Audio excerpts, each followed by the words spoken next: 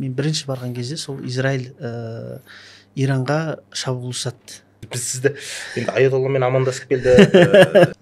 Бірінші рет сол бір Алты қаласында болды. Ол деген кәдімгі автобуспен жүретін кісі екен ғой. Президент болғаннан кейін кәдімгідей мұғалім болып сабақ беріп жүр екен. Осындай. Жер мен көкке, күн мен айға сыймаған Түркістанға Алла дәулет сыйлаған дейді. Түркілер ерлікті жасайды дейді. Парсылар соны дастанға айналдырады дейді. Арабтар соны тыңдайды дейді.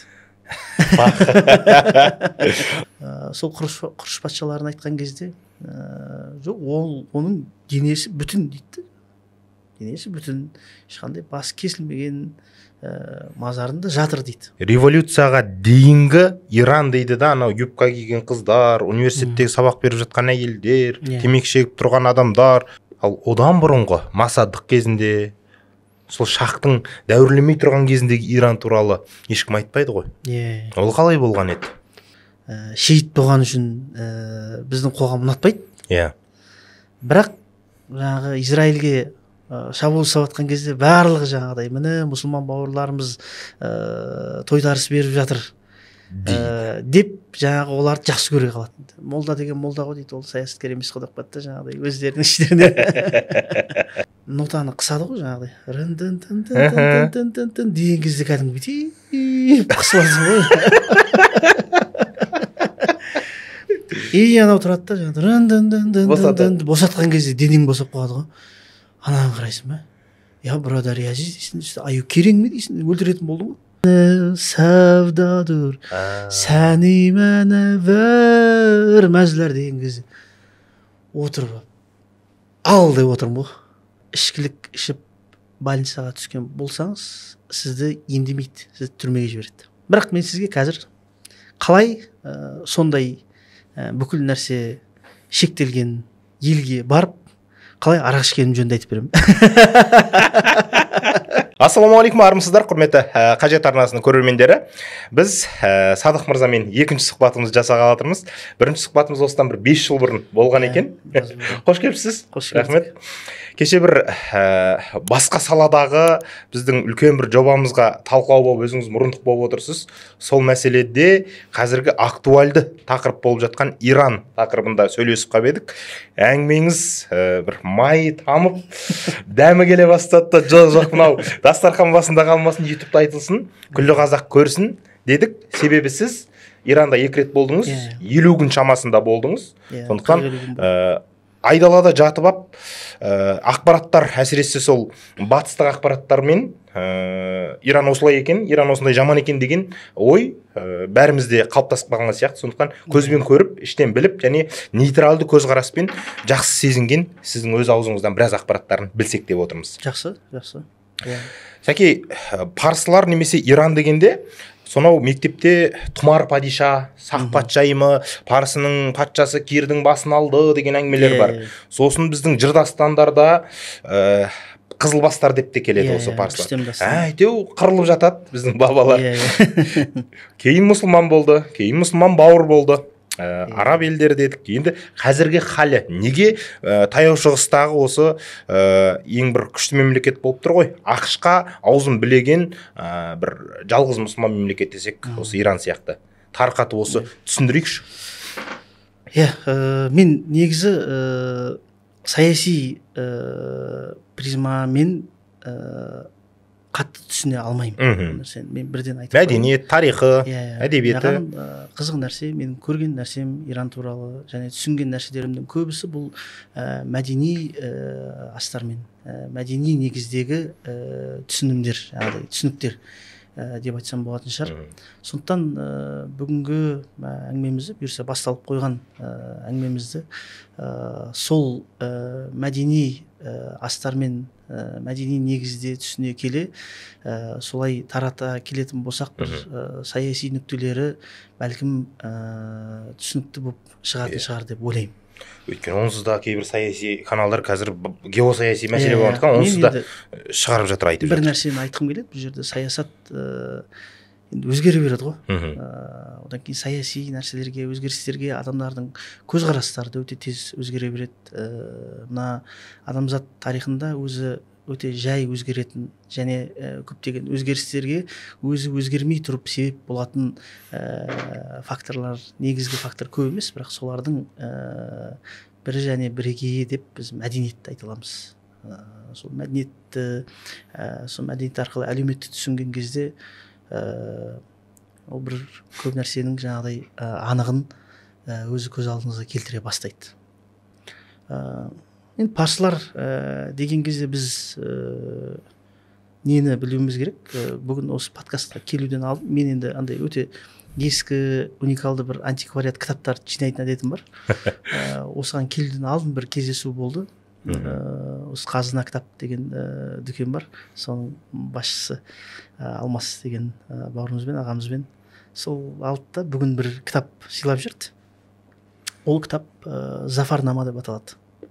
Зафарнаманың атын енді көзқарақты оқырман көп естіген деп ойлаймын, бірақ сонда да бұл кітап қазақ тіліне жалпы негізі толыққанды аударылмаған осы уақытқа дейін.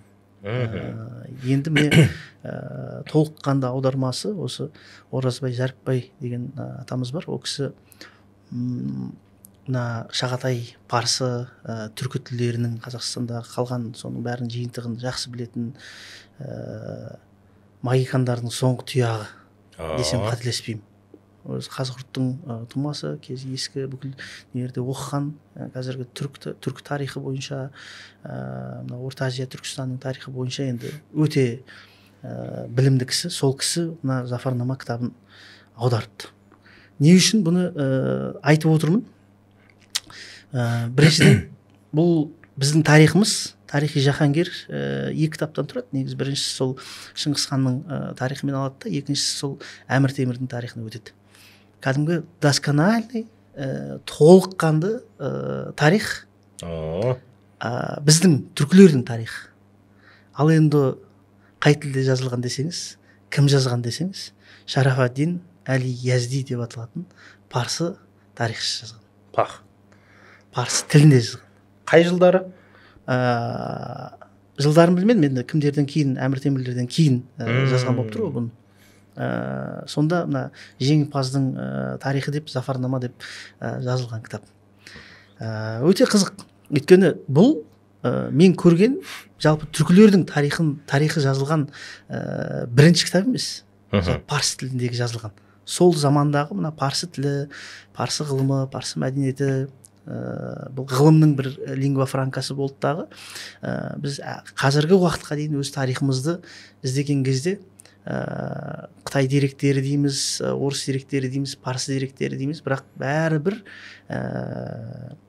қазақ жалпы түркі тарихының андай толықтырылған бір өрнегі ретінде мысалға парсы дәлелдерін біз көбірек алып жатамыз.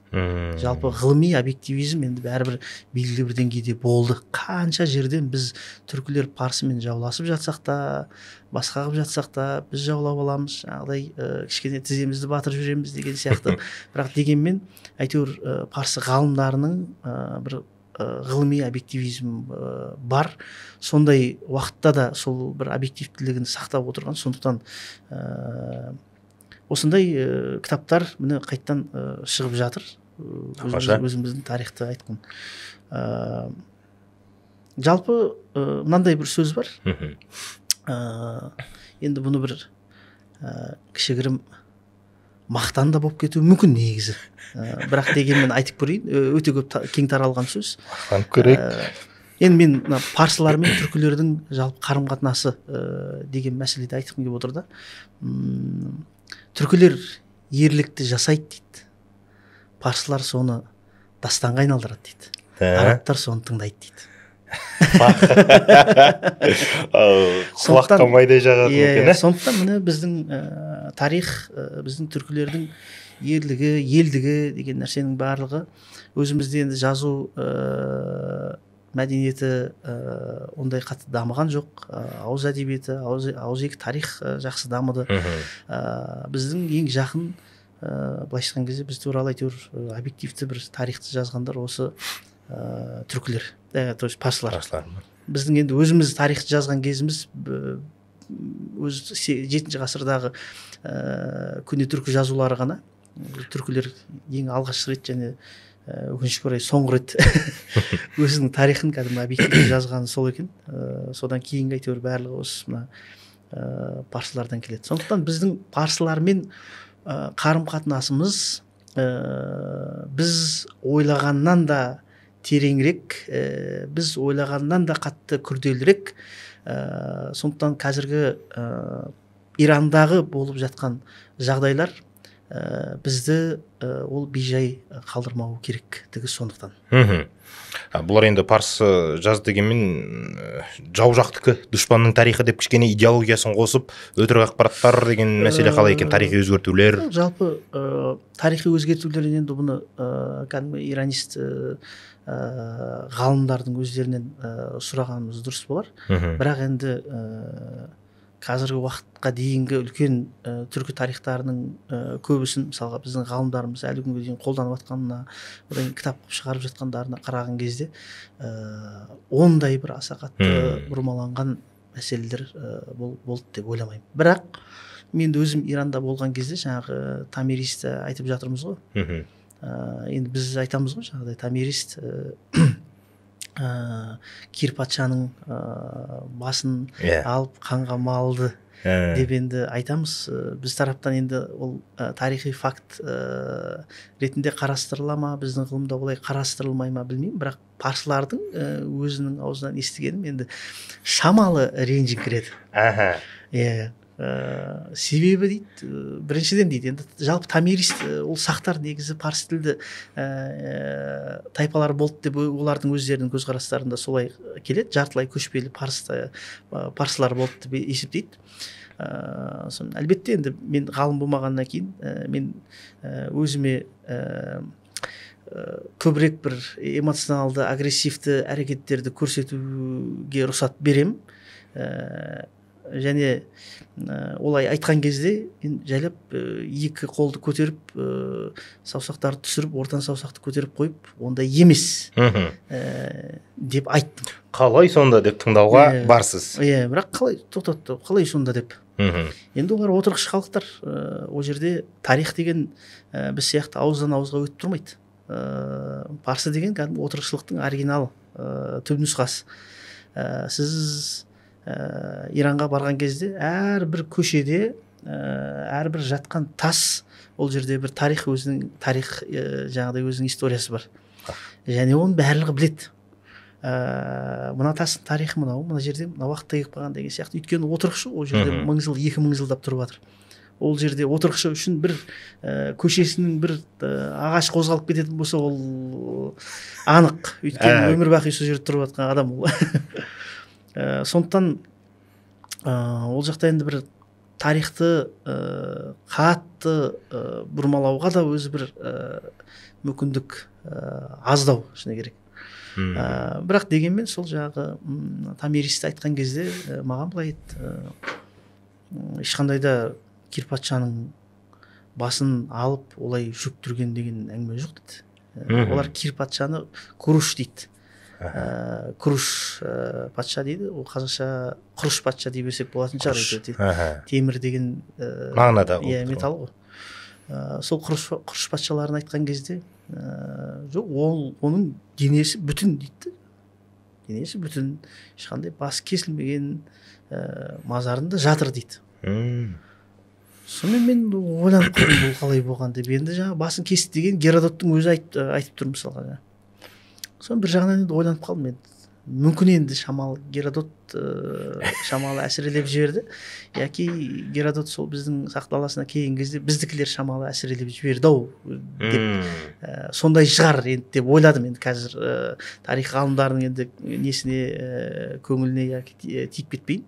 Дегенмен енді егер шынымен Құрыш патшаның денесі дәл өзінің елінде басы алынбаған, бүтін болып жатқан болса, онда жалпы бұл тарихты мәселе бізде болып тұрған, айтқан енді ауыз екі қой бәрі біздің тарихымыз. Айтқандар шамалы бүйтіп айтса да болатын еді ғой дедім де, жаңағы кетіп баратқан кезде бір оқ тиіп еді, құлағандай болған еді, сол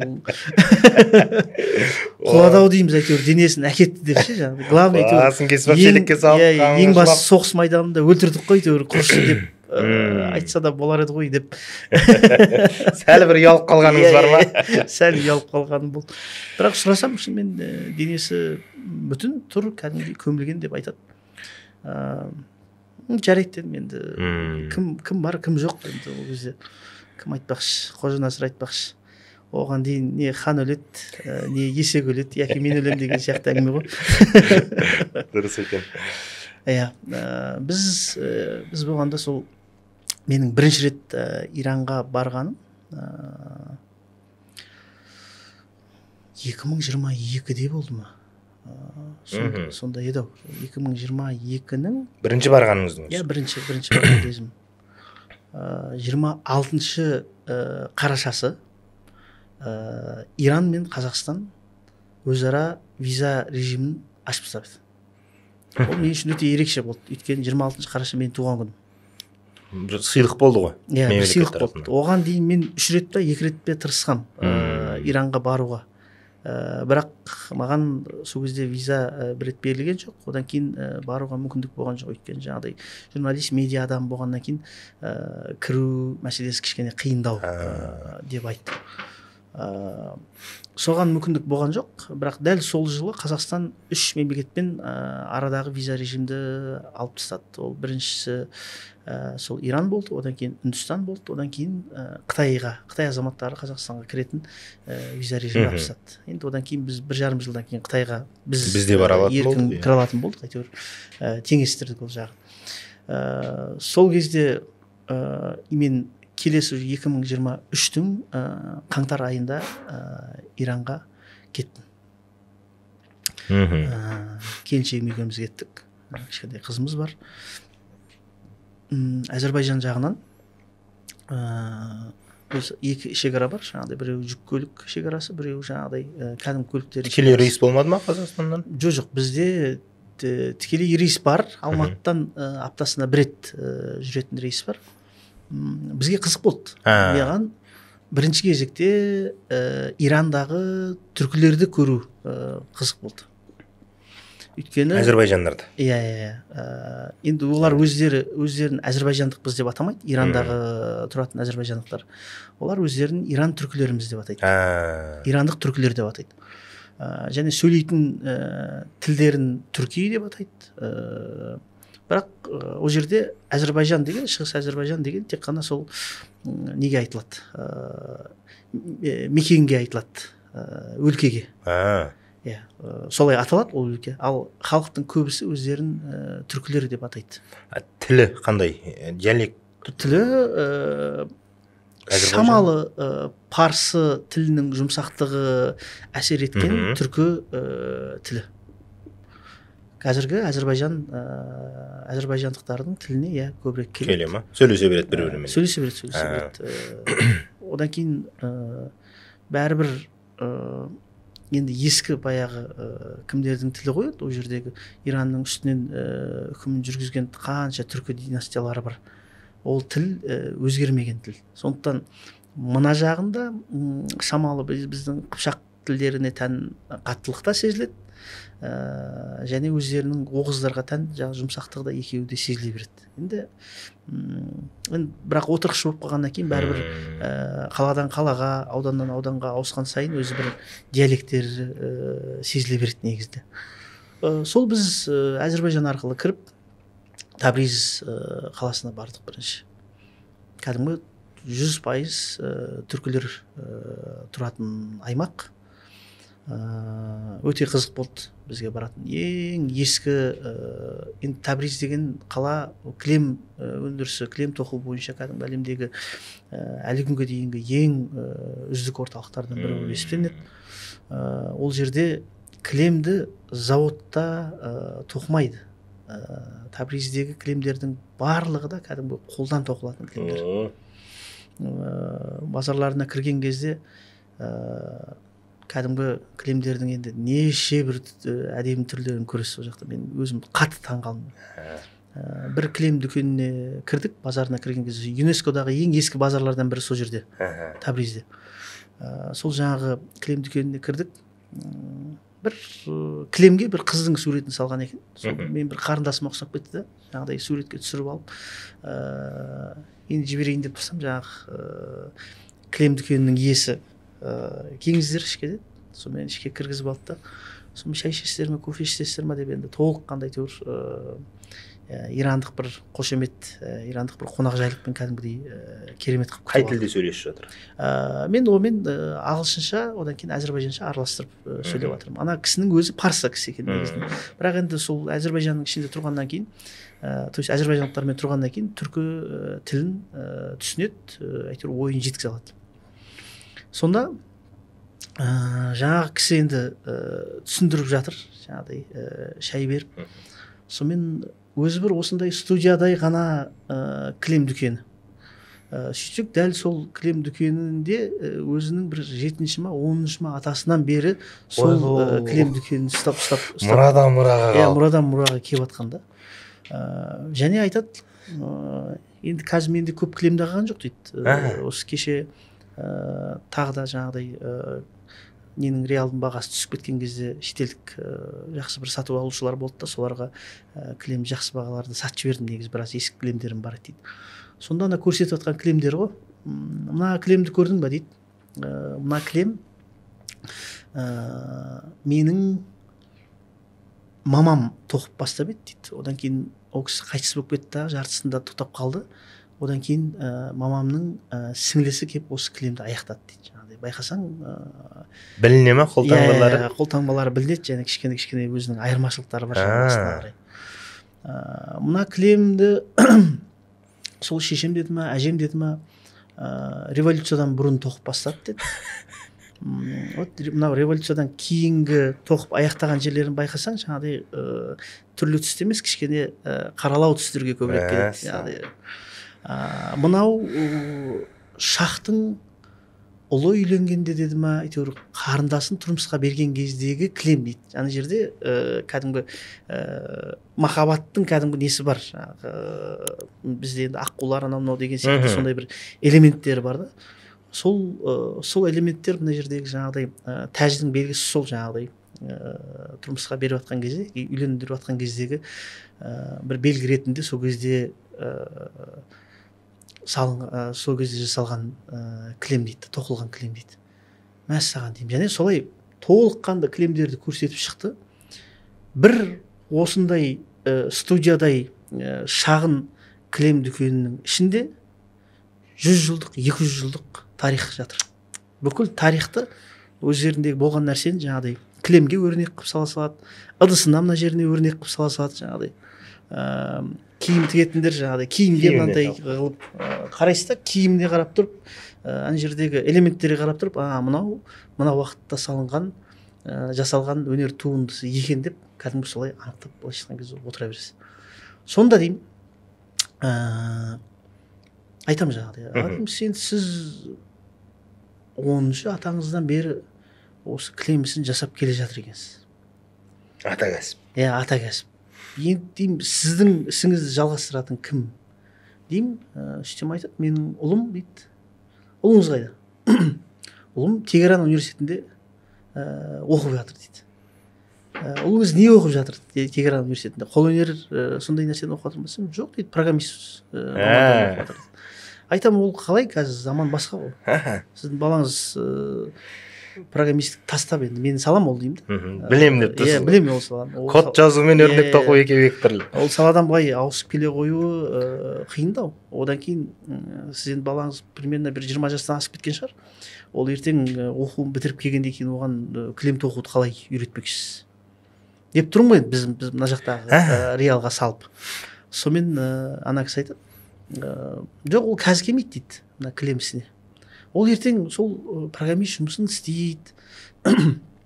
Сонымен жаңағы бір жұмыс істейді, өзінің саласымен айналысады. Бір күні ол шаршайды дейді, оның барлығы. Күйбеңнен шаршаған кезде ол демалу үшін, ол жанының рахатына, өзінің күйіне оралу үшін ол мына іске қайттан келеді бір 40 жасында дейді. Деді. Бірақ енді жаңағы сұрақ қой, жаңағыдай 40 жастағы жігітті сіз қалай кілем тоқуға үйретесіз қатық болған десем, айтады, ол кім айтты мен оны үйретемін деп дейді. Мен оған туғаннан бастап көрген нәрсесі осы. Біліп тұр ғой. Мен үйретіп тастағанмын ғой дейді. Мен кәдімгі басым жарылып кете жатыр сол кезде. Айтам, сонда қазір Тегеран университетінде қолмен кілем тоқи алатын бір программист оқып жатыр ма сонда? Иә дейді. Сонда қызықта жалпы өзіме маған Иранды тану не үшін қызық болды, не үшін ол жақты көруім керек болды. Біз енді жалпы көшпенділерміз, олар отырықшылар. Біз мысалға көшпенді халықтың бір түпнұсқасы болатын болсақ, олар жаңағы отырықшы мәдениеттің түпнұсқасы да. Біз мүлдем бір-бірімізге жаңағыдай анти демей-ақ қояйын, жаңағыдай керағар, бірақ параллель әйтеуір бір-біріне қосыла қоймайтын, қосылу қиын мәдениет өкілдеріміз ғой. Дегенмен қазір әйтеуір қазақ отырықшылана бастадық қой. Сол Иранды тану өзіңнің бұрынғы көшпенділікте кездегі сен қандай болғаныңды танудың өте бір жақсы жол екен да. Отырықшылықтан сіңген бір Иә, қазіргі мысалға отырықшылықтан бізге сіңіп жатқан нәрселерді Иранға барған кезде көресіз. Мынау жақтан келген екен ғой деп. Мына жерден келген екен ғой деп. Сөздері бар біздің тілімізге келген. Сөздері бар, басқалар бар, иә. Оның бәрін қосқан кезде бір айна іспетті ғой Иран деген. Бірақ ол сіздің дәл өзіңізді көрсетіп тұратын айна емес, сіздің керісінше жаңағыдай сіздің рухани, мәдени нүктелеріңіздің дәл соның андай математикамен былай айтсақ, дәл соның минусовой нүктесін, яки болмаса плюсовой нүктесін дейміз бе, әйтеуір ар жақтағы нөлден ары қарай нүктелерін көрсетіп тұрған кезде, демек мынау біздің мәдениет мынандай болған жоқ, біз мынаған кейін келдік, демек біз болған дейін мынандай болғанбыз деп біраз қызық нәрселерді әшейін жаңағыдай жай ғана көшеде бір жүріп бақылап жүріп ақ танып алуға болады. Сондықтан Иран қызық болды. Жаңағы көшпенді жаңағы кілемші жігіттің әңгімесін аяқтай салайын. Сол тағы бір қызық не көрсетті? Кілем көрсетті. Кілемнің оюлары, өрнектері бір сынық өрнек. Сонымен мына кілем танып тұрсын ба дейді. Соны қарадым, кешіріңіз, мен кілем танымаймын негізінде. Кілем танушы емеспін. Кілем танушы емеспін. Бірақ енді көріп тұрмын, мына оған дейін көрсеткен өрнектерден басқаша екен өрнегі десе. Мен дейді, сендер дейді түркілер, сендер өздеріңді танымай қалсыңдар дейді. Сөйтсем, жаңағы сынық өрнекпен көрсетіп тұрған кілем, ол біздің түркілердің кілемі екен. Біздің стильдегі кілемдер екен. Олар әлі сол стильмен кәдімгі кілемдер тоқиды екен. Сонда айтады жаңағыдай. Бізге кілемдеріміз, үлкен кісілер баяғыда аталар айтатын еді дейді жаңағыдай. Егер түркілер кілем алуға келетін болса, сат деп айтады екен. Өйткені олар ешқашан жақсы өнімнің бағасын арзан бермейді деп айтады. Жақсы жасалған өнердің бағасын бағалай алады екен дейді. Және олардың мына өрнектері біздің парсыларға қарағанда кішкене оңайырақ келеді дейді да жаңағы. Және жақсы кілем үшін олар 2 есе, кейде 3 есе көбірек төлеуге дайын. Сондай бір түркілердің жаңағыдай мәрттігі бар деп жаңағыдай баяғыдан келіп жатқан әңгіме бар дейді да жаңағыдай. Вот мынау кілем сендердің кілемдерің. Енді мәрттігіңді көрсет деп тұрған намектан. Енді бәлкім. Енді мен алатын едім кілем, егер жолда жүрмеген болсам. Жаңағыдай әңгімеден кейін аласың ғой енді. Иә. Бірақ сондай бір қызық эксперимент болды. Сонымен бүкіл Иранды енді жаңағыдай Табризден кейін неге бардық? Астаналар, Тегеранға бардық, Техран дейді. Исфаханға бардық, Ширазға бардық, Бандер Аббасына бардық. Қанша қаласында болды сонда? Бірінші рет сол бір 6 қаласында болды. Қанша күнде? 22 күн. 22 күнде болды. Енді ол Иран, жаңа айттым ғой, мен өте көп барғым келді ол жерге. Оның тағы бір себебі бар. Кезінде ермек қылып отырып, жаңағыдай біраз парсы ақын жазушыларын қазақшаға аударғам. Өзіңіз аудардыңыз? Енді оригинал парсыдан аударған жоқпын, жаңағыдай түркше, шағатайша әйтеуір аударылғандардан енді ең жақын ғой, по крайней мере, сол түпнұсқаға. Солай салыстыра отырып, солай аудардым да. Және мен бұл парсы әдебиеті, парсы мәдениеті, парсы ғылымы деген нәрсені бір тереңірек сезінуге бір мүмкіндік алдым. Неліктен біздің қазақ тілінде жалпы ілім-білімге байланысты терминдерді қараған кезде не үшін парсы сөздері өте көп деген нәрсе қызық болды да маған. Араб парсы деп айтады, бірақ бізге тікелей арабтан келген жоқ. Бізге ол білімнің барлығы сол парсы призмасы арқылы келген негізінде. Одан кейін енді көбінесе мына діни элементтердің көбісі де жаңағыдай былай бері қарай келетін кезде сол парсылар арқылы солардың призмасынан өтіп келген ғой. Өйткені байқасаңыздар, біздің батыс жақты қарайтын болсаңыз, оңтүстік батысты қарайтын болсаңыз да, Мұхаммед деген аттан гөрі Омар, Әбу Бәкір, Осман деген аттан қарағанда Әли деген ат көбірек. Әлібек, Әлібай, жаңағыдай Әлижан, Әлихан. Мен өлі балам атын Әли Шах деп қойдым. Әли Шах дейсің мысалға. Бұл Әли деген аттың көп болу, сол жаңағыдай біздегі кезіндегі сол ғылымның бір бөлігі, діни ғылымның бір бөлігі жаңағыдай тоже парсылар арқылы келгенінің бір анық дәлелі. Одан кейін қазір ғаламда, әлемде жалпы Иранға байланысты бір екіұдай стандарт бар дейміз ғой, жаңағы двойной стандарт мысалға. Біреу Иранды атакалап жатса, ананы жақтайды, үлкен державалар мысалға. Олардың өздері атака жасап жатса, шабуыл жасап жатса, оларды айыптамайды деген сияқты нәрсе да. Дәл осы парсыларға байланысты тек қана әлемде емес, жалпы біздің қазақ қоғамының өзінде сондай бір екіұдай стандарттар бар.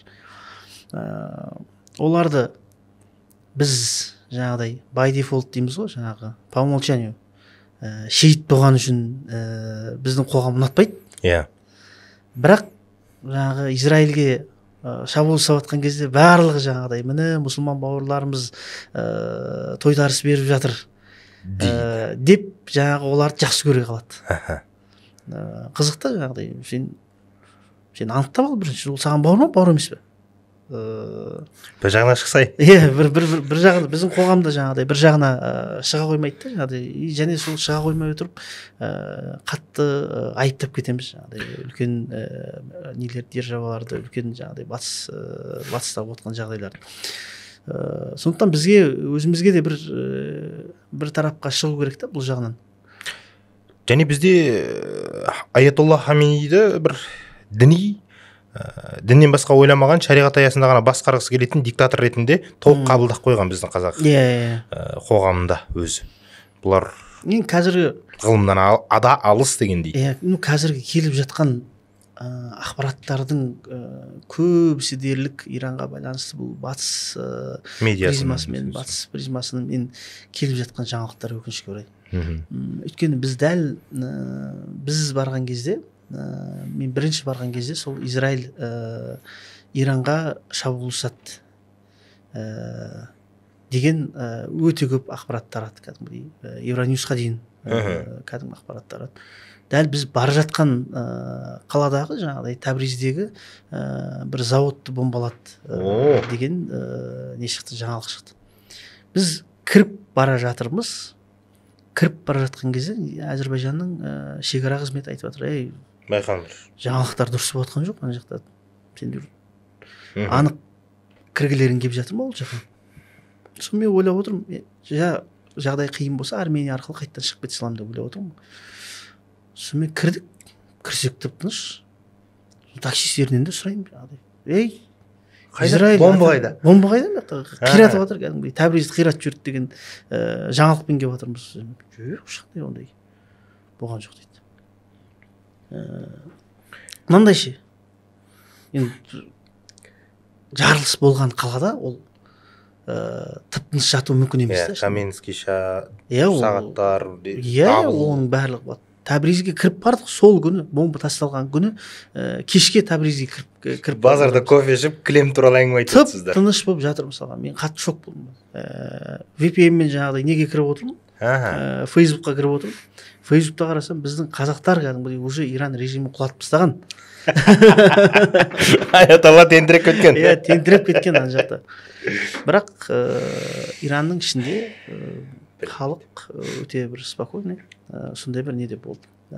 Енді мен Иран туралы айтқан кезде шыны керек парсылар мен енді ирандықтар мен Иран билігін бәрібір кішкене бөліп қарастырғанды жақсы көремін. Өйткені жақсы көремін емес, соны құп көремін. Өйткені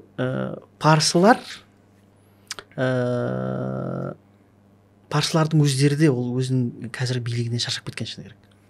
Неліктен? Енді біріншіден мәдениет деген нәрсе бәрібір бұл халықтың еншісіндегі, халыққа тиесілі нәрсе да. Оны ешқандай билік, ешқандай режим ол халықтан бүкіл нәрсені алып қойса да именно мәдениетті қою қиын. Тем более ол Иран сияқты қанша мыңдаған жылдық тарихы бар өздері мәдениет қалыптастырған ұлт ретінде қарайтын болсақ, ол жерден ол аятолла түгілі Гитлерге баса да ол жерден мәдениетті алып қоя алмайды.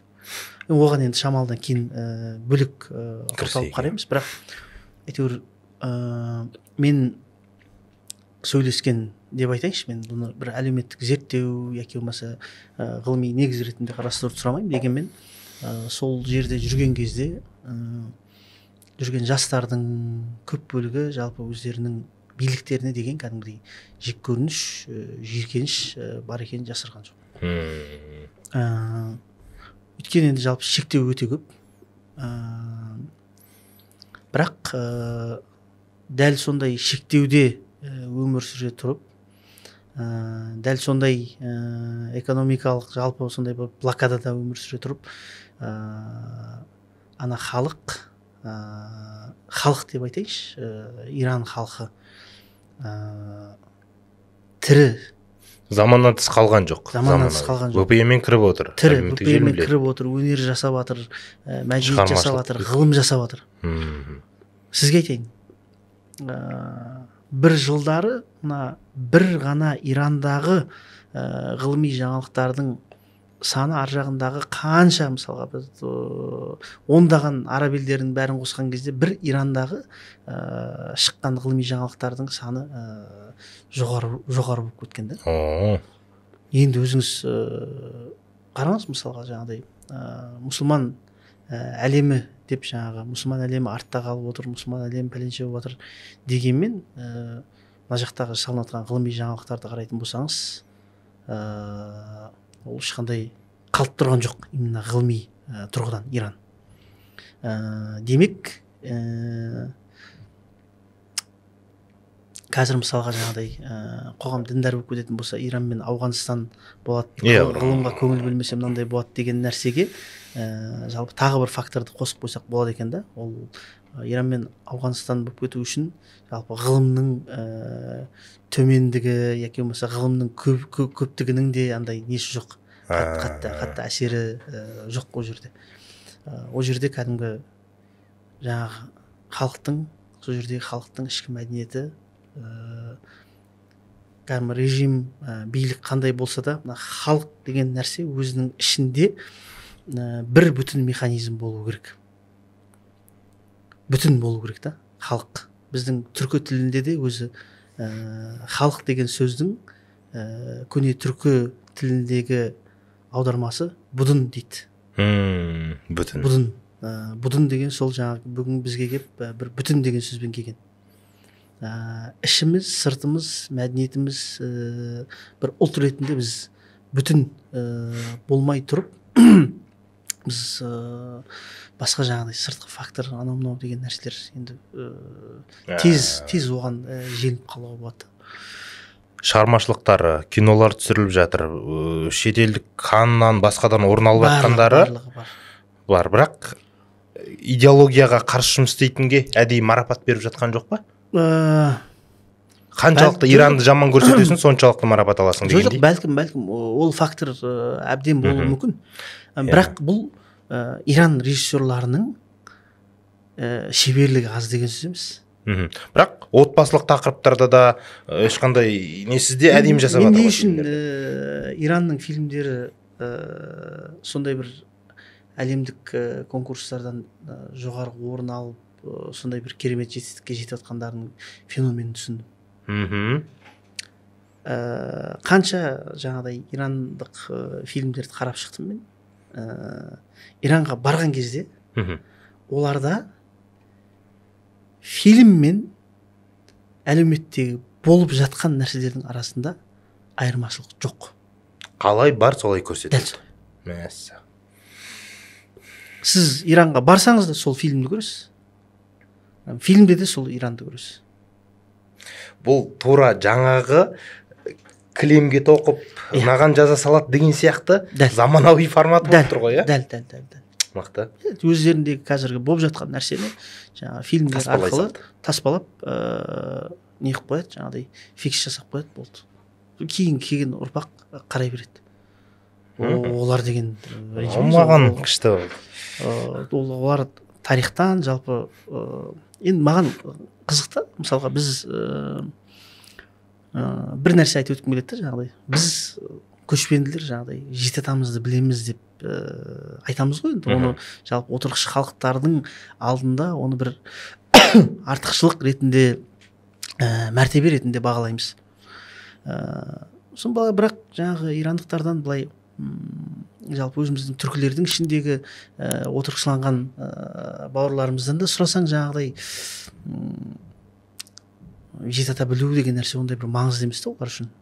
Мен кейін Иранға барған кезде түсіндім, не үшін оның маңызды емес екендігін. Себебі отырықшы мәдениет бірінші кезекте ол отырықшы адам кім? Ол өзінің өлетін жерін, қай жерге көмілетінін білетін адам.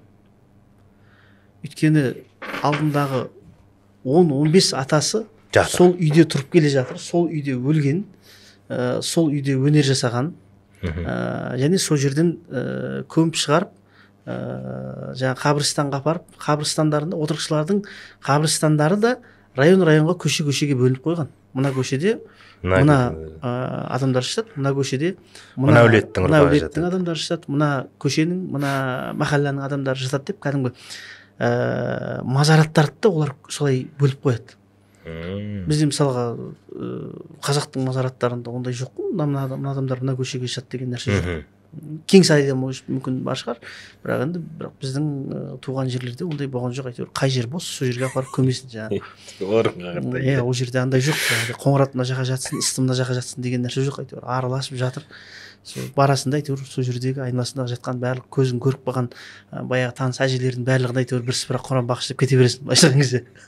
Ал парсыларда жаңағы нәрсе, ол өзінің туған жерін қай жерде өлетінін біледі.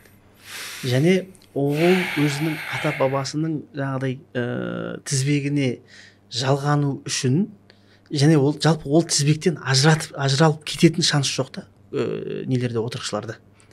Өйткені өмір бақи жасап келіп жатқан сол бір өнер, үйінде сол жаңағыдай 7-ші, 3-ші, 6-ші атасының сол кілем тоқыған жаңағыдай қылыштарының барлығы сол жерде тұр. Соның бояулары, соның жасаған ұстаханасы барлығы тұр. Ол адамда мысалға сенің ата-бабаң тізбегінен кетіп қалып, ата-бабаңды ұмытып кету деген қауіп жоқ та оларда. Мәселе бізде, біз не үшін жеті атаны білу деген бізге андай мәртебе емес, ол қажеттілік. необходимость кәдімгідей. Түсіндіңіз ба? Бізде өйткені қазір тем более мысалға жаңағы не жоқ, ата кәсіп деген түсініктен қатты ажырап қалдық біз қазір. Одан кейін 7-ші атаңнан мысалға 6-шы атаңнан сенің үйіңде қалған бір зат бар ма қазір? Ештеңе жоқ. Менде де менің 3-4-ші атамнан тіпті қалған ештеңе жоқ. Максимум бір ертоқым қалатын шығар. Бірақ оның өзі әйтеуір кешегі кеңес уақытынан кейін мүлдем ол нәрселерді сақтай алатындай бір экосистема болған жоқ, қалған жоқ. Сондықтан біздің түркілер сол ата бабасының тізбегінен кетіп қалмау үшін түркілер дегенде жаңағыдай қазақтар көшпенділер бізге жаңағы ата бабаны жеті атаңның атын жаттау, соны ұмытпау, руының қай жақтан шыққанын білу кәдімгідей парыз есебі ғой, былайша айтқан кезде. Отырықшылар үшін ондай проблема жоқ. Олар кез келген уақытта өзінің атасының тізбегіне жаңағы құмыра жасайтын ұстаның орындығына отырған кезде ол болды, атасының тізбегіне жалғана қалады болды. Бізде қазір ондай жоқ. Сондықтан баяғыда ол маңызды болды. Бұдан бәлкім 200 жыл, 300 жыл алдын жеті атаңды білу маңызды болса, қазір ол қажеттілік. Маңызды және біз үшін өте қажетті нәрсе. Әйтпесе ажырап қалатын жаңағыдай қауіп қатері өте көпті. Осындай бір жаңағыдай аналогиялар келтіруге болады. Жаңағыдай енді түркі мен парсы жаңағыдай бір-бірін танитын нүктелер, бір-бірін өз-өзін жаңағыдай танып алуға керек нүктелер деп айтып отырмыз ғой. Бір қызық жағдай болды. Мен қазір енді соңғы өзгерістерден кейін жалпы осы тақырыпқа қайттан оралу маған да бір қызық болып тұр. Жаңа айттым, Иран көп нәрсе шектелген, өте көп нәрсе кәдімгідей жазасы ауыр, жаза бойынша енді шынымен де ешқандай бір әлеуметті адамдарды сондай бір аямайтын мемлекет негізінде. Бірақ мен сізге қазір қалай сондай бүкіл нәрсе шектелген елге барып, қалай арақ ішкенім жөнінде айтып беремін. Бұндай қызық история болмаса, кликбейтке де қойғанға жақсы екен. Садық бол. Ал айтыңыз. Жарайды, шарап. Арақ деп ауыр айтпаймыз. Енді бұны айту керек деп ойлаймын. Өте бір маңызды периодтардан бірі болған. Қызық екен шынымен де. Бүкіл жаңағы Шираз деген қаланы білетін шығарсыз. Бұл Хафиз Ширази шыққан, Сағди шыққан, сондай ұлы философтар шыққан өте бір керемет мәдени қала. Біз Ширазға бардық. Сонымен Ширазға барып, жаңағыдай дәстүрлі үйлерге қондық, қонақ үй емес. Дәстүрлі үйлердің өздері кәдімгі толыққанды қолдарында қол өнері бар. Жаңағы шахнаманың бір этюдін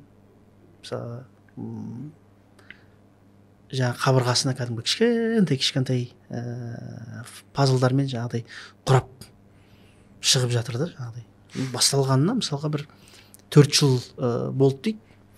Әлі 4 жыл жасайын дейді жаңағыдай.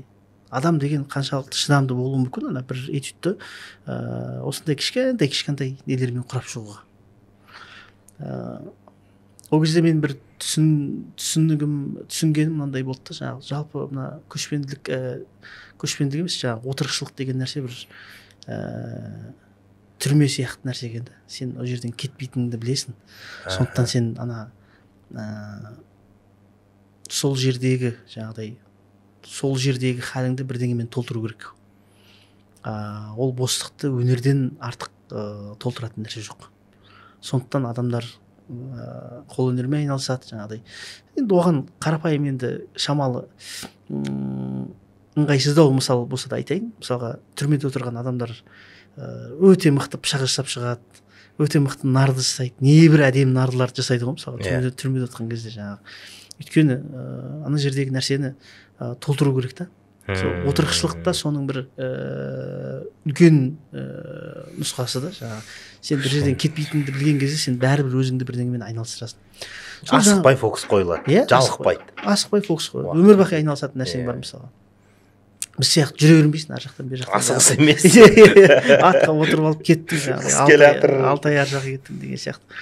Енді біздің мәдениеттің өзімізге жараса, өзімізге қызықты, өте бір жақсы приоритеттері, жақсы андай плюс жерлері көп қой негізінде. Әркімдікі енді былай өзіне.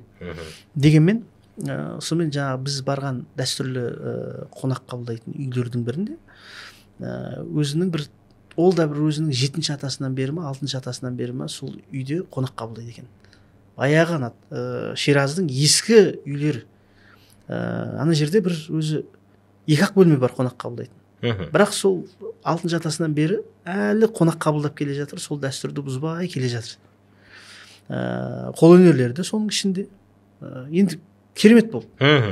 Қатты кәдімгідей мен өзім таң қалдым.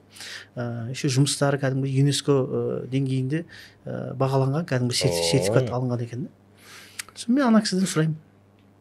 Аға деймін, мынаған сертификаттарың бар екен. Енді сен мынаны қай жерде оқыдың деймін ғой? Мына өнерді. Өзі айтып қалды маған, университетке барып сабақ беремін деді, жаңағы қолөнерші кісі. Сосын айтамын, енді бізде университетке барып сабақ беру үшін минимум жаңағы магистратура болу керек. Одан кейін докторантура бітіруіңіз керек. Сіз енді университетке барып сабақ беру үшін қандай нәрсе бітірдіңіз мына өнер бойынша десем? Жоқ дейді. Мен деген тіпті университетте оқымағам дейді. Енді университетте оқымасаңыз қалай сіз университетке барып сабақ бересіз? Мына өнер дейді. Менің міне пәлен байынша атамнан келіп жатқан өнер дейді. Университеттің көкесі сол деді ғой. Мына өнердің иесі менмін дейді, бұл өнердің иесі. Менің әулетімнің өнері дейді да бұл. Бұл өнерді маған кім үйретеді дейді. Рас. Ол деген андай нәрсе ғой. Біз мысалы оңтүстіктегі өте бір жақсы көкпаршылар бар ғой жаңағыдай. Аталарынан бері көкпар тартып келе жатқан жігіттер бар. Бір отбасылық көкпар мәдениеті қалыптасып қалған жігіттерді жаңағыдай. Сен жаңағы көкпаршыларға қарайсың да, сен аграркаға барып жануар тануды оқымайды деген сияқты нәрсе ғой жаңағы. Сондықтан ол өнердің иесі сол бір өзінің әулеті, өзінің тізбегі болғаннан кейін жаңағы өнер бойынша сабақ береді екен. Университеттерде сол өнердің иелерін кәдімгі шақырып университеттегі студенттерге кәдімгідей сабақ бергізеді екен ғой Иранда. Күшті. Кез келген салада сондай екен. Кәдімгі практикалық тұрғыдан кәдімгі мамандарды әкеледі да, сонымен айналысып жүрген адамдарды әкеледі да, соларға үйреткізеді. Бәлкім осыдан болар деп ойладым мен Ирандағы жалпы өндірістің, өнердің бір жақсандай біршама алда келіп жатқан себебі. Сонымен жаңағы Ширазда сонымен жүрміз. Мен барып Хафиздің мазарына барып бір жасап қайттым. Зиярат жасап қайттым.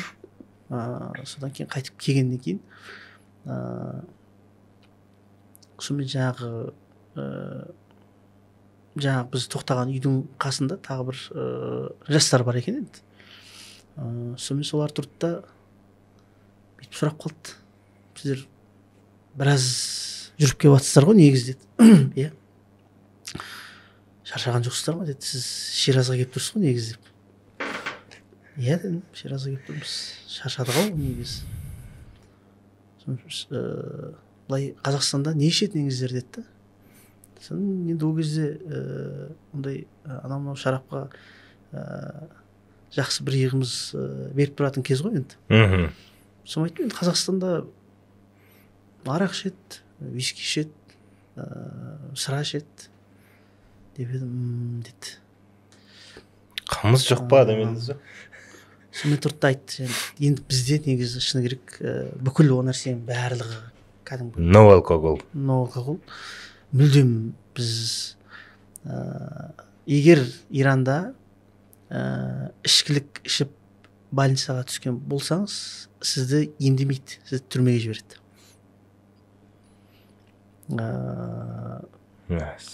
жаңағы жедел жәрдемнің өзі сізден алкоголь шығып тұрған болса сізді больницаға апармайды, сізді кәдімгі жазалауға, соттауға жібереді. Өте сондай қиын жаңағы шектелген нәрсе да ол. Иранда ішімдік өндірісі деген кәдімгі 0. Бірақ дейді жаңа жігіттер, кейде осындай бір мәдениетке қызығатын бір өте особый бір қонақтар келген кезде біз кішкене рисковать етіп Шираздың жаңағы легендарный шарабын тауып әкелуге тырысамыз дейді жаңағы. Оған қалай қарайсыз деп. Мен әйел бала шағаммен жүрмін. Ол жерде жаңағы ішу енді этикалық тұрғыдан шамалы дұрыс емес еді. Дегенмен әйтеуір мынандай қиын режимнің астында осылай қиыннан қиыстырып талай болған сайын қызық болады ғой, көңілді аулауға тырысып жатқанына қарап, ол нәрсені мен енді ішкілік мәселесінде емес, жалпы құрмет жүзесінен қарауға тырыстым да. Сонымен мақұлдадым, жарайды дедім. Ширазға келіп қалай болды? Шарап ішіп. Иә, бір көрмегеніміз осы шығар. Көрейік дедім. Сөйтіп ескертіп қояйын, бұл қажылыққа дейін қанша бірнеше жыл алдын болатқан нәрсе қазір. Қажылыққа кетіп барады. Айыптап жүрмеңіздер. Қажылықты 1,5 жылдан кейін барғам. Просто өте қызық несі болғаннан кейін, жаңағы мәдени бір мәні болғаннан кейін айтып жатырмын ғой. Шерде айтпаған. Астарында біраз нәрселер жатыр ғой. Сонымен кешке бір музыкант шақырып қояйық деді. Музыкант не істеймін? Әңгіме шарап туралы еді жота. Жарайды енді. Мүмкін астарлап сөйлеген шығар. Мүмкін жаңа комбо жасайғысы келген шығар. Енді түсіне қойған жоқ. Сонымен кешке барып тамақтанып, қайттан кешке жаңағы жерге келсем, 6 шекті домбырасы бар. Шаш арқасы былай кеткен, сақал деген былай кеткен, тура баяғы жаңағы Ахеменидтердің тасқа салынған суреттеріндегідей жаңағы кейіпкер музыкант отырып образ ұрып тұр. Қарадым жаңағыдай. Сонымен қарады да, біздегі мехман қонақтарымыз осы кісілер ме деді жаңағыдай. Иә деп қасындағы жігіттер мақұлдай кетті. Жарайды, онда бастайық, кеш кіріп қалды деп. Сол есіктердің барлығын жапты дағы. Сонымен жаңағы домбырасын құлағын күйін келтіріп бастады жаңағы. Дың. Соны бітеп тартып бастады енді. Ой, керемет анау деген тартқан кезде. Құлақ құрышын қандырып. Деп кәдімгі бір инструментал күшті ойнап бастады. Соны тыңдап отырмыз. Сонымен жақсы, әйтеуір әдем бір атмосфераға, аураға бір көңілдер теңестіріп сондай болып жатыр. Бір кезде жаңағы музыкант бір қолын жіберді. Соны бір қолымен әлі тартып жатыр. Маған құяды, өзіне қояды. Соны қайттан құйды да. Рынт деп кәдімгі ана нені стаканды ұсынып жатады. Өте қызық болды. Қарасам, бір шарап екен. Сонымен алыңыз деді. Ол шетелден кірген ба, жоқ әлде өздері аштады ма? Өздерінің кәдімгі. Неден аштады екен? Сонымен алдық да жаңағыда ішіп алдық. Құлақ кәдімгідей бүйтіп ашылып кетті өзінен. Сонымен жаңа жігіт музыкасын қайттан жалғастырып отыр.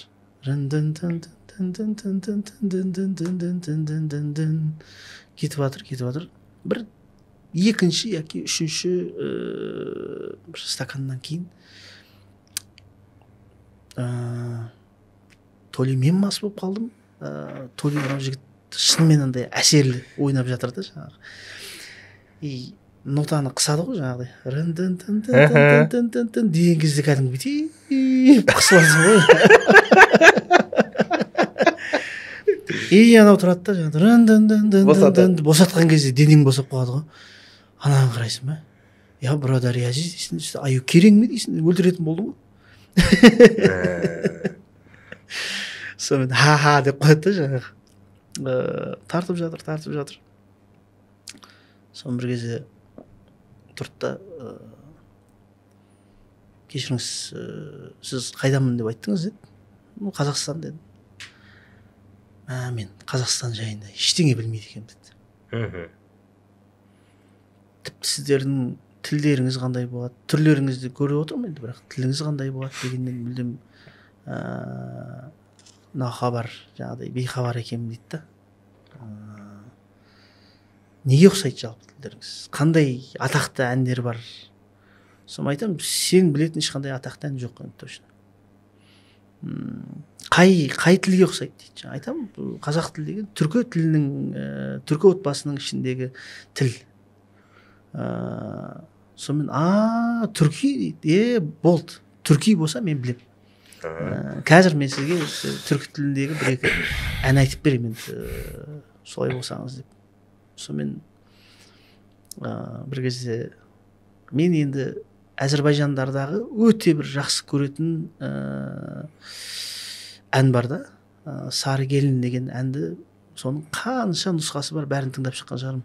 Өте қатты ұнайды. Ол өзі бір Қыпшақ қызы туралы Оғыз жігіттің шығарған әні.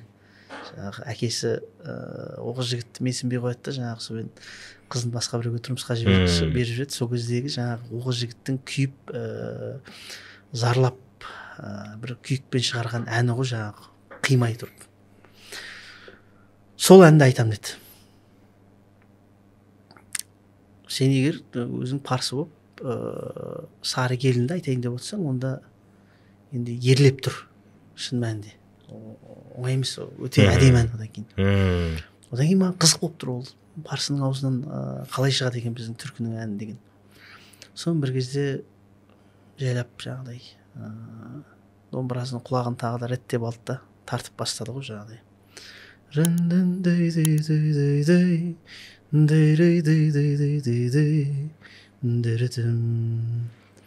Saçın uzun hürmezler, gülünce dermezler, sarı gelin rendenden. Saçın uzun hürmezler, gülünce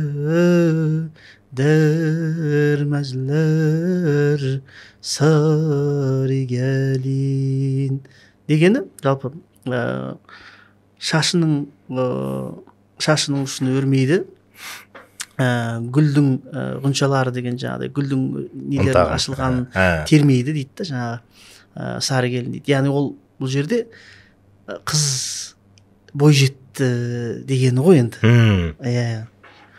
И одан кейін жаңағы әннің жалғасы былай жаңағыдай. Bu sevdanı sevdadır, seni bana vermezler. Neydim aman aman, neydim aman aman, sarı gelin. Бұл не қайғы қасірет, сені маған бермеді ғой деп жаңағы Оғыз жігіттің қиналып айтыватқан әні. Соны мен енді жаңағыдай мас күйде парсы жігіттің аузынан тыңдап отырмын ғой. Енді десеңіз мен бұл әннің талай версиясын естідім деп тұрмын, бірақ парсылардың мақамында олай созылып айтылған кезде мына әннің нақышы деген мүлдем бөлек бір неге айналып кете қалды. Және ана жігіт алдында отырып bu sevdanı savdadır, seni bana vermezler деп айтқан кезде бүйтіп айтады ғой жаңағы. Bu sevdanı savdadır, seni bana vermezler деген кезде отырып ал деп отырмын ғой ана қызды.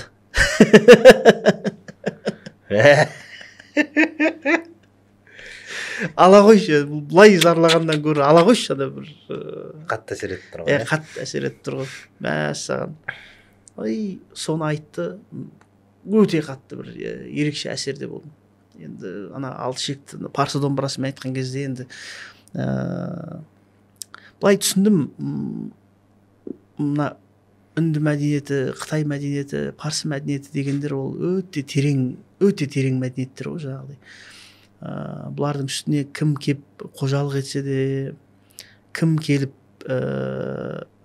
жаулап алса да, андай халық бәрібір ішкі мәдениеті ұзақта, бәрібір түп-түбінде өздеріне сіңдіріп алады.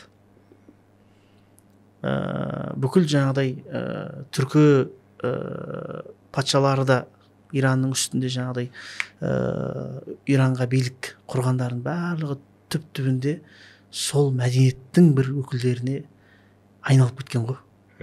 Өйткені жаңағыдай ұлт ретінде өзінің нақышын, өзінің болмысын андай бермеген да ешкімге.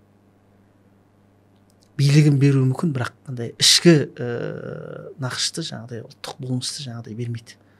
Ол оны күшейте береді жаңағыдай. Үстіңе кім келсе де сен түбі сол елдің, сол ұлттың мәдениетіне басың дейіп, сол жерден бір қыз аласың, екі қыз аласың, сонымен үшінші балаң парсы болып кетеді.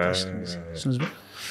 И жаңа жігіт отырды да тағы бір түркіше бір әуен орындап берді. Енді ол әнді мен білмейді екенмін, бірақ сол ирандық түркілердің бір әндері екен. Өте әдемі ән болды.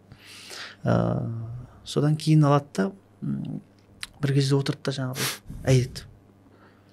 Сен өзің бір парсша ән білесің бе деді. Парсша ән айтып берейінші саған. Сонымен жақсы деймін, парсша ән білем. Сара Найни деген әнші бар, соның бір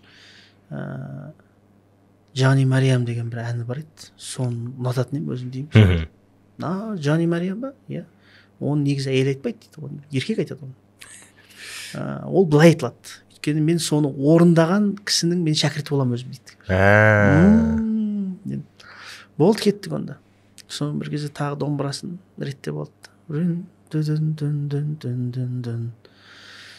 Жани Мариям чашма бидатым, Hanus samotum na na na na na na na na dayra da da da na na na na na na Oy nozanini Maryam деп кәдімгідей керемет ананы айтыпсың. Мәссаған деді, мынау осылай екен ғой мына. Тағы қандай ән ұнатасың деді. Дәл сол Сара Найнидің Делиор деген бір әні. Соны орындап берші маған. Ары қарай өзіме қызық болып отыр. Сонымен Делеман Делиор емани деп орындады оны да. Мен бір кезде өзі де шамалы қызық болды да. Сонымен бір кезде тұрып, енді мен қазақша ән орындай бетті. Маған қазақша әнді айтмаған екпін, мен қазір соны саған тартып берем, орындап берем дейді. Жақсы, қандай ән бар еді? Бірден ойыма сол, мен өзіне сұрадым жаңағы, халық әндері ма или заманауи ма десем, қандай заманауи, сен бір білдей мәдениет іздеген адам деп жүрмін ғой мен. Әрине дәстүрлі ән дейді жаңағы. Жақсы онда дедім. Бозторғай деген ескі ән болушы еді жаңағы. Жарайды, соны орындап берші деп жаңағы айтып бастадым жаңағыдай. Ағып жатқан дәрияй, ой судаймын жоқ, өзіп жеген әйгай, малда тіл жоқ шіркін ай, бозы торғай, жет алмадым жер шалғай деп айтып жатырмын. Яны ілеспей қалды да. Так, не болды деп ары қарай жалғастырайын деп жатырмын ғой жаңағы. Асықпаған арбамен,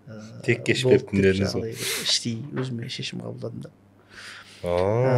Сонда көп нәрсе басқаша ғой айналып келген кезде. Сонымен жаңағы жігіттермен енді жақсы қоштастық. Өте қатты риза болды жаңағыдай. Мен сағатына қарады да, мен 4,5 сағат музыка тартып отыр екенмін деді кәдімгідей. Бұндай ұзақ тірімен тартпаған еді. Риза болдым. Тағы бір келгеніңізде хабарласыңыз, бұдан да жақсырақ отырамыз деп кәдімгідей бір қошеметпен қоштасып ары қарай кеттік, ары қарай ұйықтадық деген сияқты. Сонда Шираздың көшелерімен былай жүріп келе жатырмын. Жаңағы 5 ғасыр бұрынғы, 10 ғасыр бұрынғы үйлердің қыштарына, кірпіштеріне тиіспеген. Әлі сол қалпында тұр жаңағы. Машиналар жүр демесеңіз, ана қалада өзіңізді былайша айтқан кезде бір сол ғасырдың ар жағына барып қалғандай болып сезінесіз да. Солай болады. И жастары, Парсының жастары бәрібір еркіндігі жүйелік тұрғыдан шектелгеніменен ішкі еркіндіктері өте кең жастар. Ашық. Иә.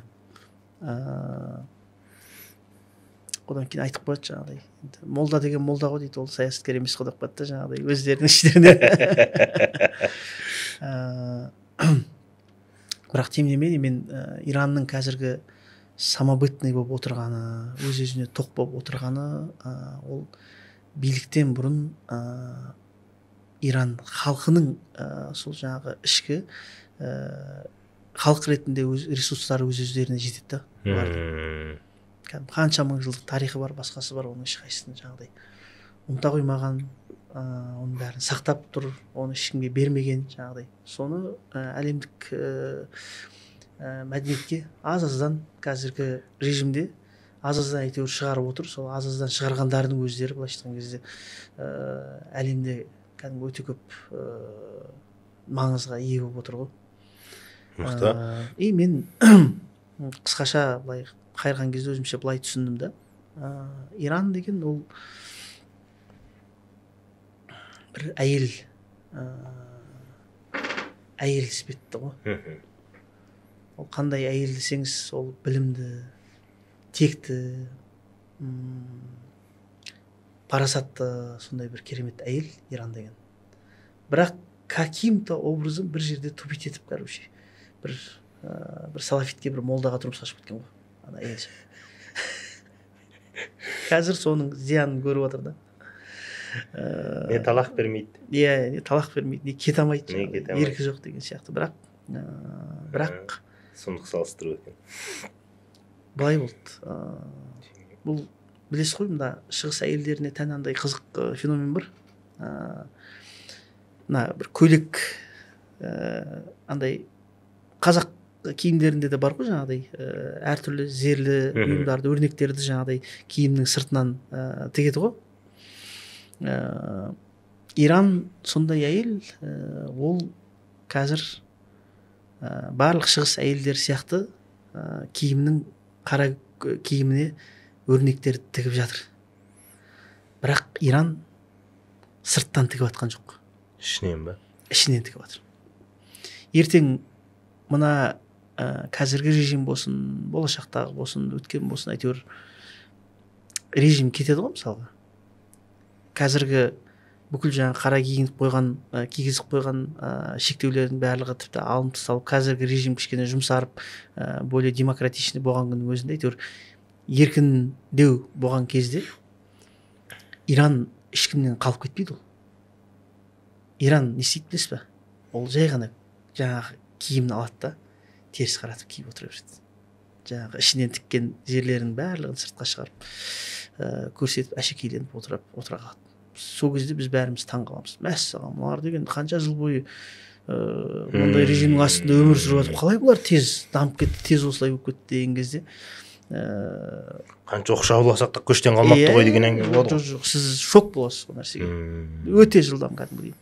Тіпті айтатынмын енді ең бастысы мына қандай билік ауысса да яки жеңілдесе де ең бастысы әйтеуір ұлт не болып кетпесін, жаңағы тарам болып жаңағыдай біреу мысалы мына жаққа қаңғырып, біреу мына жаққа қарап қаңғырып, жаңағы Сирия халқы сияқты болып кетпеуін мен тілейтін едім мысалға Иран халқына. Өйткені әйтеуір халық ретінде де ішкі әдебі, ішкі этикасы өте жоғары болды. Тіпті біз анамызбен сол қажылыққа баратын кезде сол Ираннан өттік қой. Иран халқы, Ирандағы түркілер, Ирандағы парсылар аяғымызды жерге тигізген жоқ. Тоқтаған жерімізден бір тиын да алған жоқ, ешқандай жерде қалдырған жоқ, аш қалдырған жоқ. Әйтпесе бүкіл сыртқы әлемнен оқшау кіріп кеттік қой.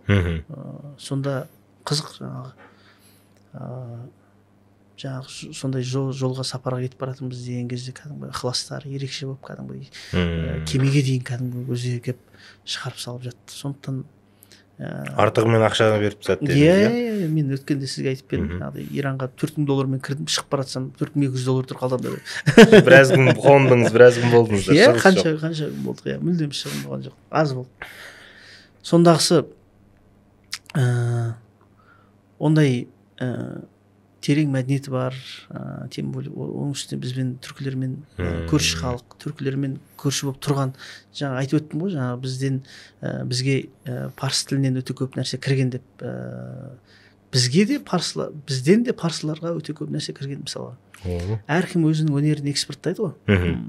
Бізге кірген сөздердің көбісі парсылардан өнер, білім, қолөнер, соған байланысты сөздер кірген да. Бізден оларға қандай сөздер кірген деп ойлайсыз? Мал жануарлар, әскери терминдер.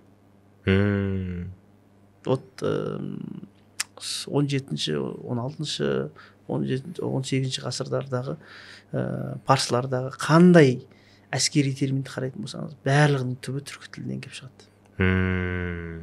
Жылқыға байланысты да жаңағыдай сондай. Яғни өнердің иесі кім? Сол сөзді экспорттайды, өнердің өзінде экспорттайды екен да. Бізде енді олардың қолөнер, классикалық жаңағыдай қолөнер болмағаннан кейін, қолөнердегі байланысты сөздерді біз өзімізге былайша айтқан кезде алып отырмыз. Ал Иран енді әбден дамуға лайықты ел деп есептеймін.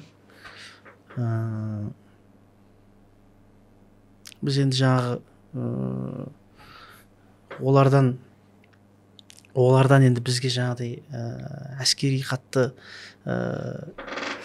қиындықтар бола қойған жоқ. Жалпы енді екі елді салыстыратын болсақ та, керісінше енді біз көбірек жауладық, біз көбірек үстемдік құрдық дегенмен енді олар бізге мәдени тұрғыдан әсері көп болды. Біздің бір бөлігімізді отырықшыландырды, былайша айтқан кезде.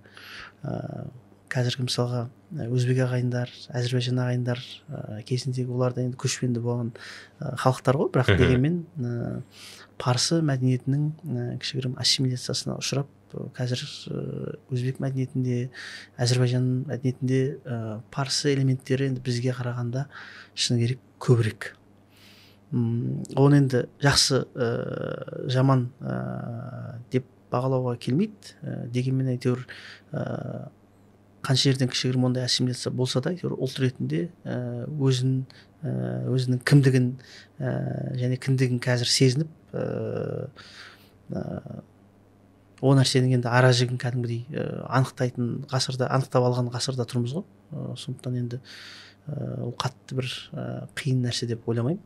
Оның үстіне бәрібір айналып келген кезде сол отырықшылыққа бүкіл адамзат келді. Сол бүкіл адамзаттың көшінде ең соңғы болып міне қазақтар келіп жатырмыз. Әлі толыққанды келіп біткен жоқпыз, өйткені қазақтардың тағы біраз бөлігіміз әлі де көшіп жатыр. Мысалға Шығыс Қазақстан, Батыс Моңғолия, Іле қазақ ауданы деген сияқты Қытайдың территориясындағы қазақтар өзімізден кішкентай кезде сол көштік қой. Дегенмен айналдырған 30 жылдың ішінде біздің көшпелі мәдениетімізде көшпелі мәдениет деп айтуға келмейді енді, өйткені мәдениет деген қалаға байланысты айтылады. Мәдениет деген мәдина деген сөзден шыққан ғой, қала деген. Біздікі көшпенділердікі өркениет деген сөзге көбірек келеді. Өркенді өз. Сондықтан біз енді түркілер қазір түсінікті, баяғы көшпелі өмір салтына ораламайтынымыз, бірақ біз қазір көшпелі мәдениеттің балалар ретінде ол өмір салтын сақтап қала алмасақ та, көшпелі адамның, көшпелі қоғамның моралін сақтап қалуға тырысуымыз керек. Және сол нәрсені сақтаған кезімізде өздігіміз болады, негізіміз болады, ешқандай тайсалмай, бұзылып кетпей, бұрылып кетпей өзімізді сақтай аламыз деп ойлаймын. Ең жаманы сол, жаңағы адамдар өзінің мәдениетінен кетіп, өзінің бара жатқан мәдениетіне ақырына дейін сіңе алмай, және артына қайтып, өзіне қайтып келе алмай, екі аралықта қалып кеткен кезде өте жаман дүбәрә жаңағыдай, оны енді жаңағы біздікілер сарттық деп айтады. Енді бұл сарттық деген жаңағыдай өзбекке яки ұйғырға, яки жаңағыдай ауғандарға қатысты термин емес. Оны сол жаңағыдай түркіленем деген парсыларға яки болса парсыланам деген түркілерге қолданған, екеуінің арасында коммерсант болып қалып кеткен бір нелерге көбінесе айтылады. Сондықтан ондай дүбәралық тек қана ол парсылармен біздің арамызда болып жатқан нәрсе емес. Қазіргі орыс кезіндегі жаңағыдай элитаның балдары болып, орыс тілді болып қалып кеткен қаншама балалар бар. Олар да аралықтағы сол жаңағыдай дүбәрә болып қалып кеткен. Қазіргі жаңа феноменді қараңыз, жаңағы арабтарға барып оқып қайтып, соқтан қайтып келген кезде не толыққанды араб бола алмайды, мына жаққа қайтып қазақ болайын қолы беременный деген сияқты. Өзінің қазақтығынан жерініп қалған қаншама топтар бар мысалға. Олар да сол дүбәрәлер. Одан кейін жаңағы батыс мысалға еуропалық импортталған қаншама нәрселер бар, импортталып жатқан қаншама нәрселер бар. Солардың либералды қоғамның мысалға әсіре либералды қоғамның бір құндылықтары бар. Ол да айналып келген кезде бір секта іспетті нәрсе да. Біздің халіміз солай болып тұр ғой қазір Қазақстанда. Өлер ашақта тұрмыз ғой. Өйткені біздің ана негіздегі тұрған нәрсені өкінішке орай әлі бір фундаментіндегі нәрсені қазып ала алмай жатырмыз ғой. Соны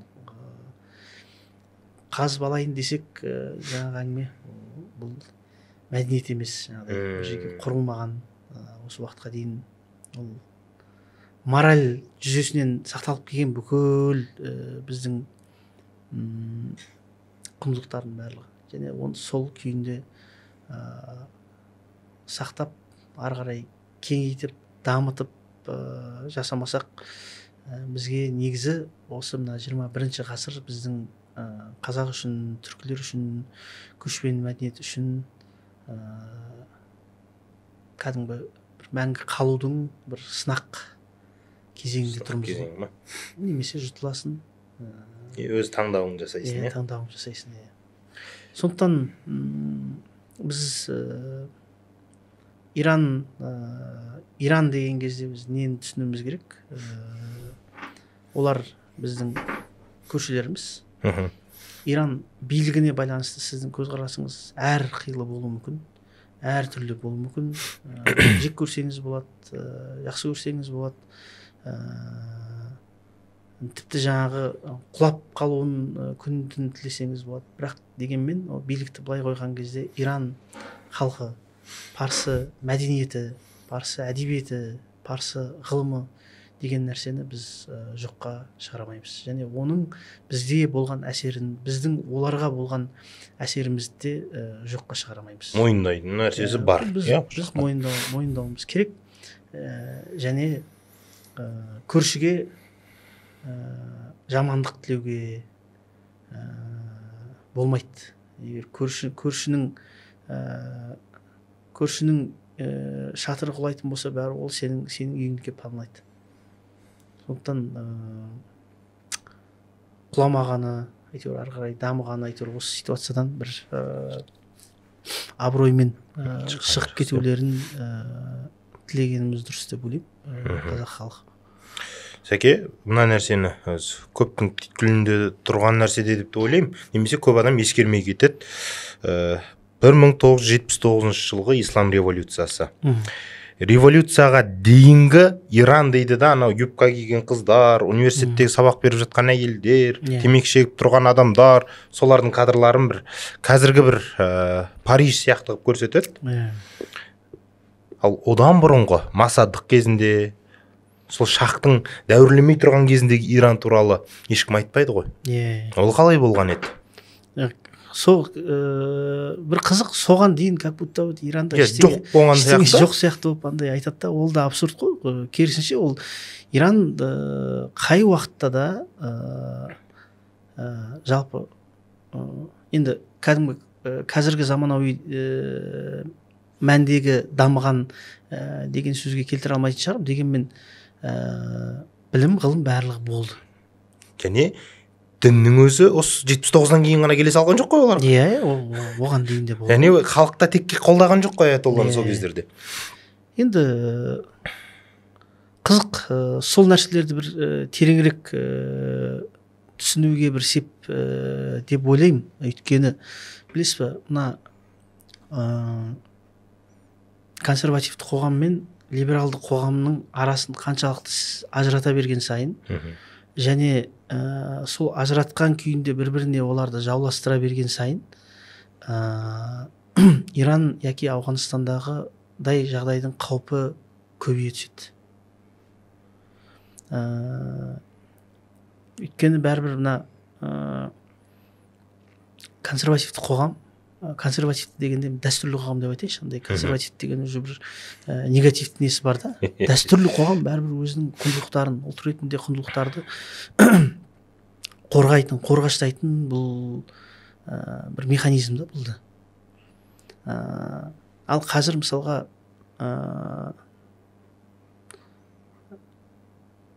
бір сырттағы түсініктерді импорттап, дәл сол арқылы сіз қаншалықты сіз біздің дәстүрлі құндылықтарды айыптаған сайын агрессия көбейе береді да. Агрессия көбейеді. Мысалға Ирандағы жағдайда да, Ауғанстандағы жағдайда да сол қоғамның жаңағы дамуы, өркендеуі дейікші, тым тез либералдану бар да ол жерде. Мына жақта сенің халқың мысалға бір 70-80% әлі дәстүрлі құндылықтарда, ол өзгеру консервативті құндылықтармен өмір сүріп жатыр. Оны өте баяу өзгертесің, жаңағыдай өте баяу келеді. Және сол нәрсені былай өзгермей, ол жақпен диалог болмай тұрып, қоғамда жаңағы нәрселер орын алған кезде түсінікті, ол жерде бір-ақ күнде бүкіл Иран кімді, аятолланы қолдап шыға қалады. Дамудың, одан кейін зайырлықтың өзі қадам-қадам жүру керек. Аяқ астынан мұнай келді, байи салды, бүкіл ақшасымен қоса Еуропа мәдениетінде кіргізіп жіберді ғой. Бұл тұрғыдан мүлдем дәл осы сұрақтарда қатты андай эксперимент жасап қоғамның андай ашуына тие беруге болмайды, шыны керек. Қазір енді әртүрлі енді топтар жүр ғой Қазақстанда.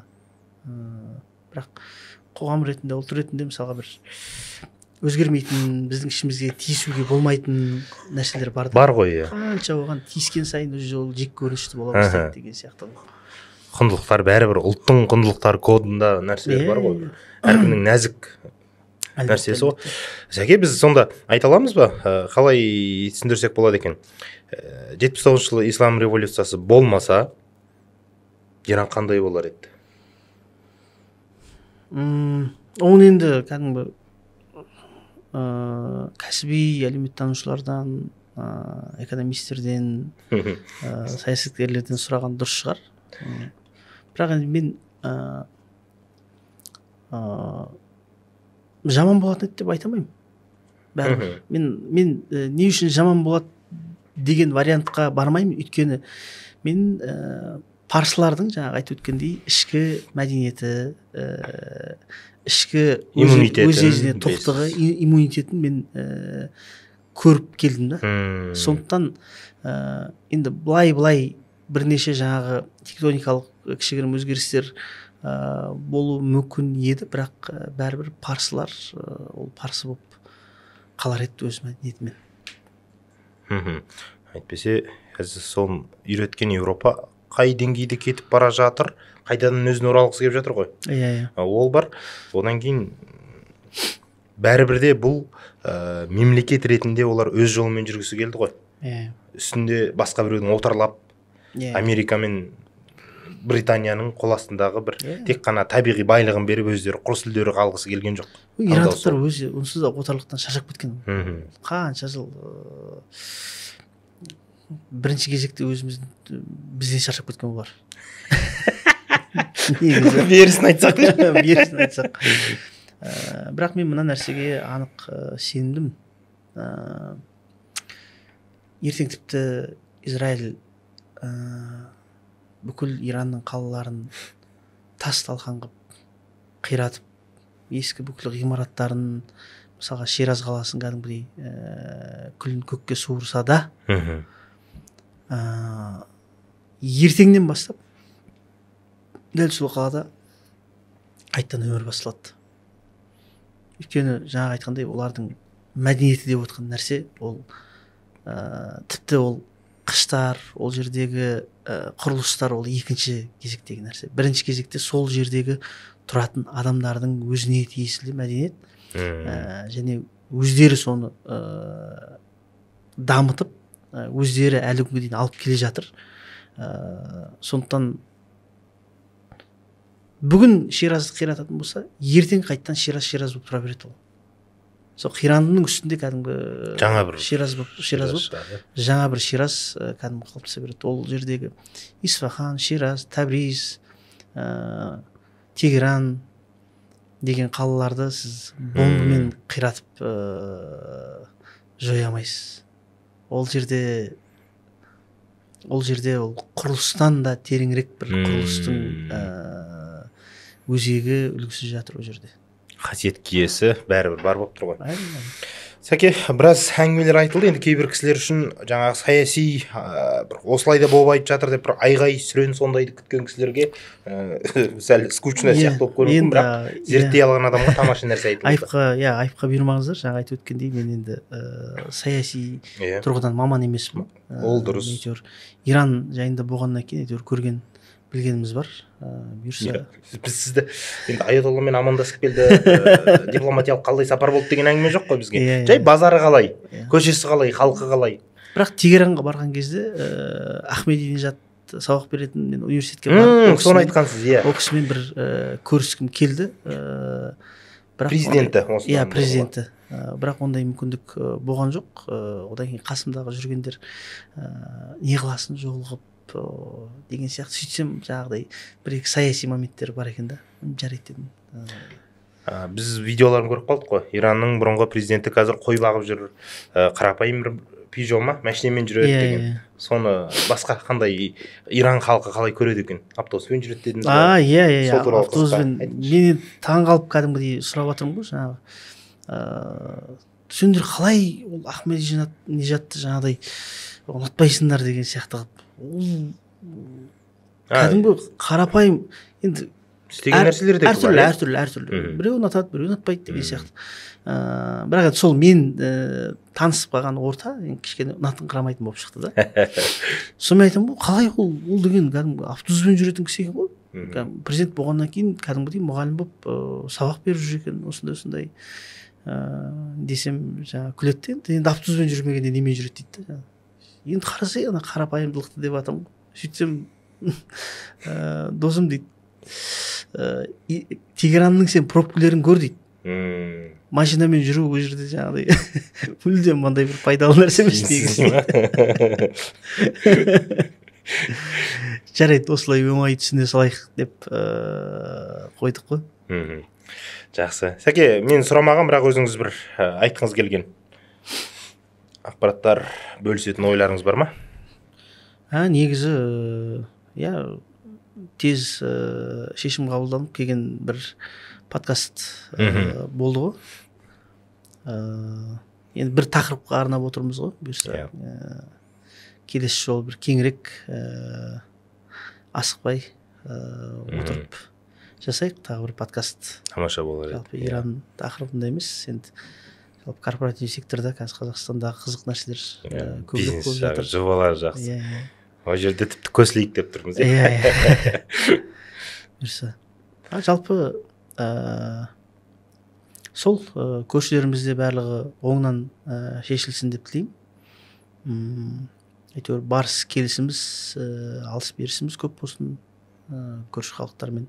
Қазір әйтеуір ең бастысы мені қуантатын нәрсе, мына түркілердің осы заманға кеп бүкіл өздерінің бұрынғы араларындағы өткен алауыздықтардың барлығын ысырып қойып, біз түбі бір түрік халықтары бір болуымыз керек, бар болуымыз үшін жаңағы бірімізбен жаңағы иық тіресе тұрып бірімізге қолдау болуымыз керек деп қазір бірігіп атқандығы өзімді қатты қуантады.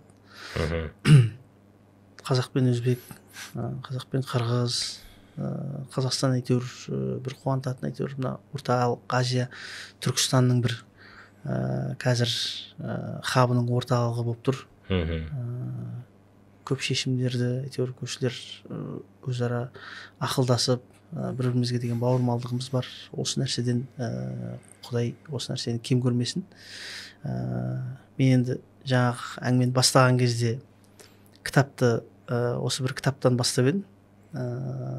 Әңгіменің аяғын осы кітаптағы ең алғашқы бір 2 өлең қатарымен аяқтадым. Бұны жазып отқан, жаңағы айтып өткенімдей, парсы тарихшысы біздің түркі жері жайында былай бастайды ғой. Түркістан жайында, Түркістан өлкесі жайында былай бастап отыр. Мұқаддима алғы сөзінде.